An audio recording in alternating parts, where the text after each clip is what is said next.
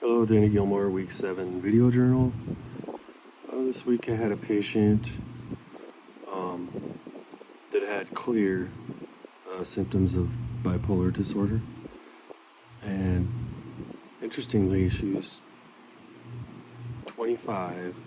She had had one inpatient visit years earlier when she was a teenager for cutting. And I was just looking up the difference between bipolar disorder and borderline personality disorder. I thought it's interesting because I read that 75% of those with borderline have had self-harm history, but we could also have bipolar disorder that will have some cutting as well, although it's much less. And that the difference with bipolar and borderline, there's some similarities, but the difference is bipolar disorder can have like disturbed sleep cycles, and this person did have, well, the reason why she came in is because she was having manic episodes. She had a 2-week-long manic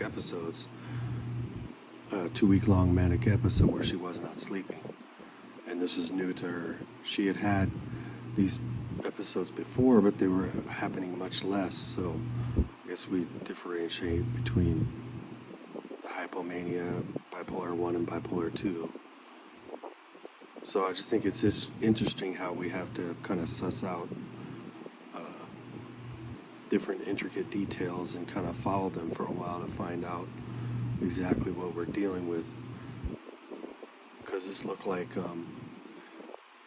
bipolar 2 with most of these episodes happening like less than 3 days at a time, but this most recent one was 2 weeks, so I think we ended up going with bipolar 2 for now and started her on Abilify, which I thought that was interesting. And in the acute care hospital I work in, I noticed a resident, 4th-year resident, started a patient with borderline on Lamictal, which I didn't know at the time was off-label for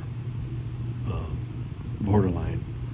My preceptor tells me there's a whole lot of off-label for borderline because there's, everybody's unique and it's kind of like an art, and we have to tailor, care to each patient.